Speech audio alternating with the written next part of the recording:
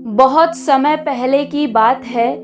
एक युवक जो बहुत ही प्रतिभावान और कुशल था, उसने मन लगाकर पूरी मेहनत के साथ कम समय में ही सभी शास्त्रों का अध्ययन कर लिया था।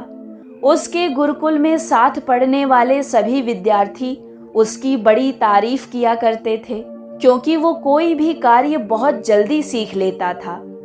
इस तरह पूरे गुरुकुल में और आसपास के क्षेत्र में वो एक बहुत ही होनहार व्यक्ति के रूप में प्रसिद्ध था। वो अपनी प्रसिद्धि और बढ़ाने के लिए नई नई कलाएं सीखता रहता था और इसलिए अलग अलग कलाओं को सीखने के लिए वो अनेक देशों की यात्रा भी करता था। एक दिन एक व्यक्ति को उसने तीर बनाते देखा तो उससे तीर बनाने की कला सीख ली। किसी को मूर्ति बनाते देखा तो उससे मूर्ति बनाने की कला सीख ली। इसी तरह कहीं से उसने सुंदर नक्काशी करने की कला को भी सीख लिया। वो लगभग 15-20 देशों में गया और वहां से कुछ न कुछ नई कला सीख कर लौटा। इसी तरह उसने एक एक करके कई कलाएं सीख ली और न सिर्फ सीखी बल्कि उनमें पूरी तरह से निपुण भी हो गया। लेकिन इस बार जब वो अपने देश लौटा तो अभिमान से भरा हुआ था।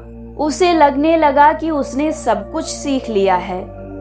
अहंकार वश वो सबका मजाक उड़ाते हुए कहता है, भला इस पृथ्वी पर कोई मुझ जैसा अनोखा कलाकार है?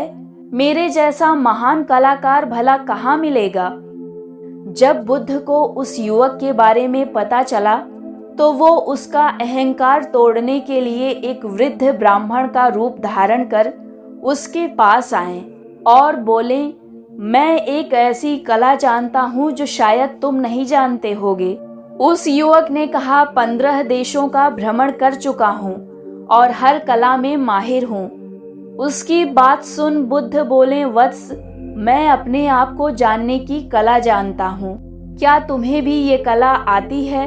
वृद्ध ब्राह्मण का रूप धरे बुद्ध को युवक पहचान नहीं पाया और बोला, बाबा, भला अपने आप को जानना भी कोई कला है? इस पर बुद्ध बोले, जो तीर बना लेता है, मूर्ति बना लेता है, सुंदर नक्काशी कर लेता है अथवा घर बना लेता है, वो तो मात्र कलाकार होता है। ये काम कोई भी कुछ समय में सीख सकता है, पर इस जीवन में महान कलाकार वो होता है जो अपने शरीर और मन को नियंत्रित करना सीख जाता है। अब बताओ, ये कलाएं सीखना ज्यादा बड़ी बात है या स्वयं को जानना?